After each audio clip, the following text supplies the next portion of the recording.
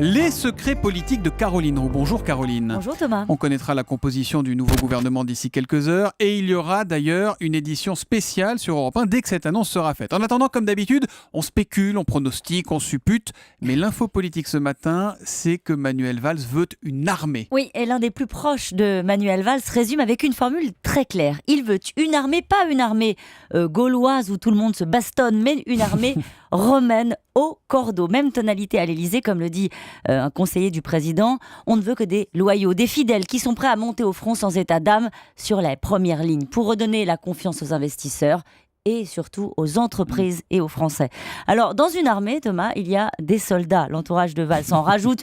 Nous voulons des pros opérationnels tout de suite et promet qu'il s'agit d'un vrai remaniement, pas seulement de quelques ajustements. Je rappelle que, comme ça, au passage, que le dernier gouvernement Valls devait être une équipe de combat cohérente, solide. On connaît la suite. De combat, c'était un peu, ça sonne un peu armé déjà. Une équipe qui, en tout cas, aura abdiqué en race campagne après 147 jours.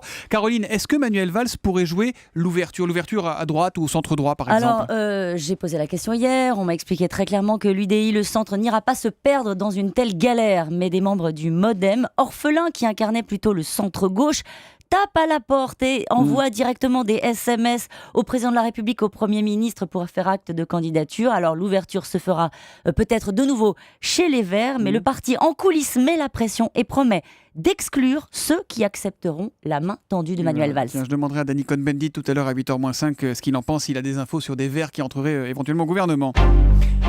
La question politique, Caroline, est-ce que cette crise change le calendrier de Nicolas Sarkozy? Non, il est rentré de congé ce matin. Ça ne change rien à son calendrier. Voilà ce qu'on me dit, comme me confie un visiteur régulier.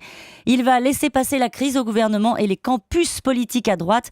Mais ses conseillers estiment que les difficultés de Manuel Valls, de François Hollande, crédibilisent sa démarche. L'urgence, me dit-on, ce n'est pas la primaire à l'UMP, mais refonder le parti et recréer au plus vite une alternative à droite. Et puis, on va en entendre parler, Eva. Oui, Eva. Non, appelez-moi plutôt Caroline, Thomas.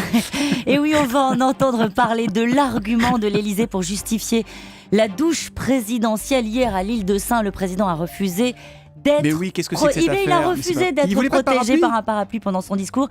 Il voulait, écoutez bien ça, être traité comme les participants à la cérémonie. Et cela démontre, me dit un communicant, qu'il est résistant et dur au mal, qui peut affronter la tempête. L'image restera dans les esprits comme un grand moment de solitude. Oui, là pour le coup, l'effet de com est raté, quand même, on peut le dire. Pour tout savoir de la politique, c'est simple, c'est tous les matins, c'est à 7h25, les secrets politiques de Caroline Roux. À demain, Caroline.